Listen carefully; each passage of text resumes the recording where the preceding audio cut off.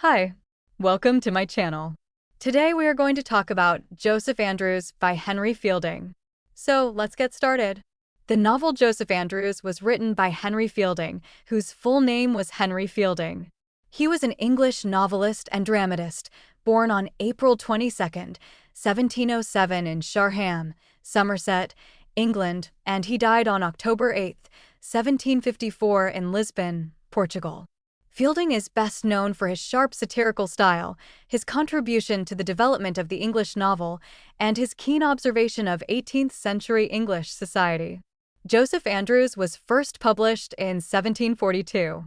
It is considered one of the earliest novels in English literature and is a picaresque novel, blending elements of comedy, satire, adventure, and moral instruction. Fielding originally began it as a parody of Samuel Richardson's novel Pamela, but it developed into an independent and highly original work. Historical and social context. The novel was written during 18th century England, a time of great social inequality, religious hypocrisy, and moral debate. The rising middle class was challenging traditional aristocratic power, while the church held strong influence. Fielding used satire to criticize social pretensions, corruption, and hypocrisy, portraying a realistic picture of society with both humor and seriousness. Now, let's go through the summary of this work. The novel follows the adventures of Joseph Andrews, a handsome and virtuous young footman working in the household of Lady Booby. Joseph is the brother of Pamela Andrews, the heroine of Richardson's novel Pamela. Like his sister, Joseph is committed to preserving his moral virtue, particularly his chastity. The story begins when Lady Booby, who is attracted to Joseph, tries to seduce him. Joseph, however, refuses her advances out of moral principle. Embarrassed and angry, Lady Booby dismisses him from her service. Joseph decides to return home to his beloved Fanny Goodwill, a poor but virtuous country girl. On his way home, he is attacked by robbers, beaten, and left for dead. Joseph is rescued by a kind innkeeper and his wife, and eventually reunited with his friend and mentor, Parson Adams, a good-hearted but sometimes naive clergyman. Together, Joseph and Parson Adams begin a long journey filled with comic and moral adventures. Along the way, they encounter various characters from different levels of society, such as hypocritical clergymen, selfish landowners, lustful women, and deceitful innkeepers. Through these encounters, Fielding humorously exposes the moral corruption and hypocrisy of 18th century society. Meanwhile, Fanny Goodwill joins Joseph and Parson Adams, and the three continue their journey together. Their adventures are both funny and revealing, involving mistaken identities, moral tests, and acts of kindness and cruelty. Fielding uses these episodes to explore human behavior, virtue, and vice in a realistic and often satirical way. In the final part of the novel, there is a dramatic twist. It is revealed that Fanny and Joseph are not actually siblings, as had been mistakenly believed earlier, but Fanny is the lost daughter of Mr. and Mrs. Andrews, and Joseph is the child of Mr. Wilson, making their union morally acceptable. This revelation clears the way for Joseph and Fanny to marry, and the novel ends with their happy union, as virtue and goodness are rewarded. Let's talk about themes of this novel. Number 1. Virtue and morality. Joseph's commitment to chastity and Fanny's innocence show that virtue is not limited by gender and should be valued in both men and women. 2. Hypocrisy in society and religion. Fielding satirizes people who pretend to be moral or religious, but act selfishly and immorally in reality. 3. Social class and inequality. The novel depicts class divisions and the cruelty or kindness of people across different classes. 4. Charity and goodness. Parson Adams represents true Christian virtue, showing kindness and honesty even when others act wrongly. 5. Satire of sentimental novels.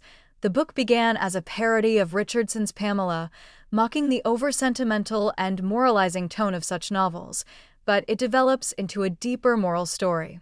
6. Human nature.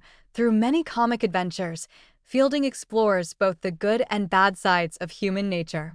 7. Identity and family. The mistaken and revealed identities at the end highlight the importance of family origins and moral character. Let us now look at the major and minor characters of Joseph Andrews. The first major character is Joseph Andrews. He is the protagonist of the novel, known for his physical beauty and strong moral character. Like his sister Pamela, Joseph is determined to preserve his chastity and virtue despite many temptations and dangers. The second major character is Parson Adams. He is a kind, generous, and sincere clergyman who serves as Joseph's companion and moral guide. His honesty and naivete make him both comic and admirable. He represents true Christian goodness in contrast to the hypocrisy of others. The third major character is Fanny Goodwill. She is Joseph's beloved, a poor but virtuous country girl. Her innocence and moral purity make her a perfect match for Joseph, and she remains loyal and loving throughout their adventures. The fourth major character is Lady Booby. She is Joseph's employer, a wealthy and flirtatious woman who tries to seduce him.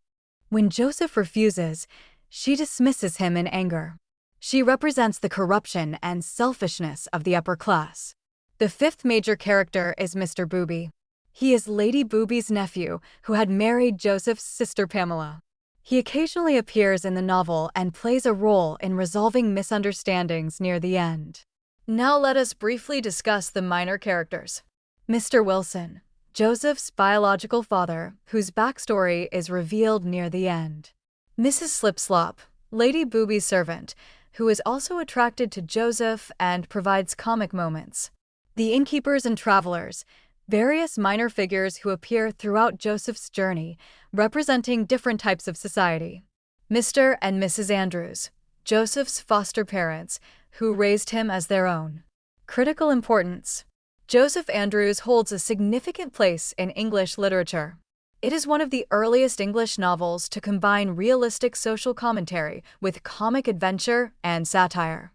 Henry Fielding broke new ground by portraying ordinary people, exposing moral corruption, and using humor to criticize society.